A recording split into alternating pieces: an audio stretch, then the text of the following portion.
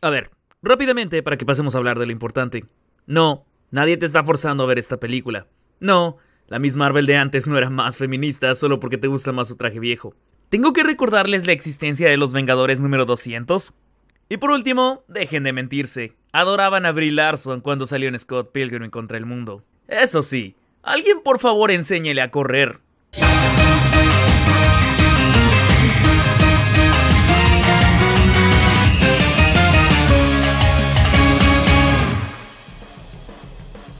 Capitana Marvel como película no es un enigma para mí. Tengo absolutamente claro todo lo que pienso de este filme.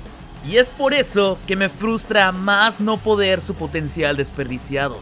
Primero lo bueno, una de las ventajas de que nos cuenten los orígenes de este personaje en reversa es que podemos pasar la mayor parte de la película con ella y verla avanzar como persona. Pierce es una peleadora formidable, pero excesivamente confianzuda. Pero por el contrario a lo que la película pueda aparentar, ella sí tiene que lidiar con las consecuencias de sus errores. Tengo que confesar que, al menos a nivel de guión, la historia se sintió como una aventura de una película de acción de los 90s, aunque estéticamente no siguiera mucho eso.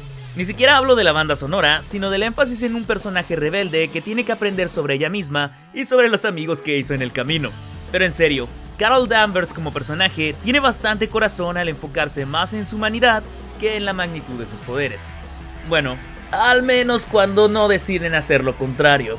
No les voy a mentir y decirles que la mierda de "sí, yo soy humano", ¿y qué? No lo hemos visto ya 1.000.000 de veces, pero es mi tipo de mierda. Y la verdad es que, si eso fuera todo, esta sería una película que podría recomendarles bastante. Pero...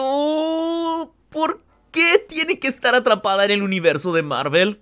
Desde la era de Ultron hemos tenido que tolerar segmentos dentro de las películas que rompen con el ritmo de la trama o desvían el enfoque a algo que podría ser mucho más emocional para que nos concentremos en prepararnos o hacerle referencia a la próxima película. Capitana Marvel es especialmente culpable de esto al ser una suerte de precuela de todo el universo Marvel. Escenas enteras se dedican a establecer un mundo que ya existía, quitándole tiempo a la película que podría haberse usado de mucho mejor manera. Y es que la presencia de Nick Fury y el agente Coulson por sí solos no es mala, pero al menos la mitad de sus escenas se enfocan solamente en hacer referencias. No necesitamos que nos expliquen cosas como qué le pasó a su ojo o de dónde sacó la idea de llamar Vengadores a los Vengadores. Si Capitana Marvel hubiera sido la primera Vengadora, estas escenas tendrían un poquito más de sentido.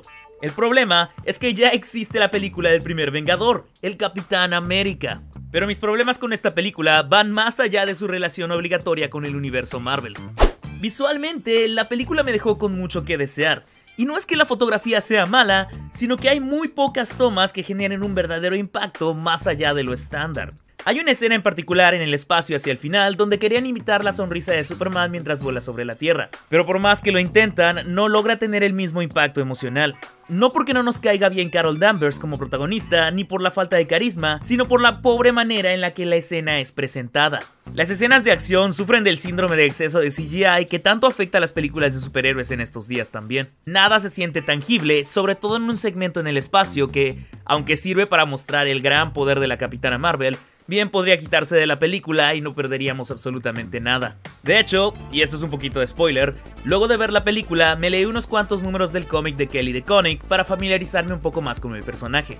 En el cómic también hay una escena donde Carol Danvers se enfrenta a una flota entera de naves espaciales demostrando lo poderosa que es. La diferencia es que en el cómic sus esfuerzos son para crear una distracción que permita a sus aliados el poder lograr su objetivo.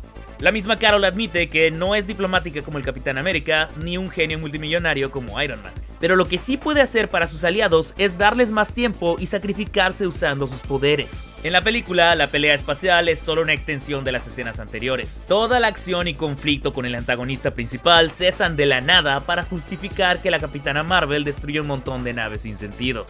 Y es que también hay harto potencial perdido en el guión, particularmente cuando se trata de los Skrulls, y de nuevo, esto es un poquito de spoiler. La película intenta recontextualizar la guerra entre los Kree y los Skrulls como un conflicto mucho más complicado que una simple pelea entre los buenos y los malos. Cuando el general Talos reveló que no quería seguir haciendo guerra, me esperaba que nos demostraran las consecuencias de sus actos en algún momento. De hecho, hay un momento en el que se ve obligado a dispararle a sus enemigos en presencia de su familia. Y en vez de que esto repercuta emocionalmente en los personajes, es un evento que termina olvidado apenas unos minutos después. Capitana Marvel pretende agregar tonos grises a su propia guerra sin poner el esfuerzo de darle motivaciones cuestionables a la facción que quiere que veamos positivamente. Durante la primera mitad vemos cómo los Skrulls están dispuestos a matar sin preguntar con tal de cumplir con su misión. Y lo malo no es que cambien por completo durante la segunda mitad, sino que ese cambio es aceptado sin conflicto alguno. También, y admito que esto es algo que me frustra a mí personalmente, me molesta cuando nos muestran una información que claramente podría ser útil en las siguientes escenas y que al final no hagan absolutamente nada para ejecutarlas. Estoy hablándote a ti, Nick Fury, a ti y a tus tostadas diagonales. La verdad es que tengo muchos sentimientos encontrados con esta película. Por un lado, Carol Danvers es el tipo de personaje que me encanta para una historia de superhéroes. Después de todo, Superman es mi personaje favorito. Está visualmente limitada, tiene una secuencia de pelea innecesaria y está amarrada por las referencias del MCU. Pero escondida en el centro, hay una historia de una protagonista con harto corazón. ¿Recomiendo verla? No lo sé. Pero igual que con Pantera Negra, es exactamente lo que podríamos esperar del universo Marvel. Para bien o para mal.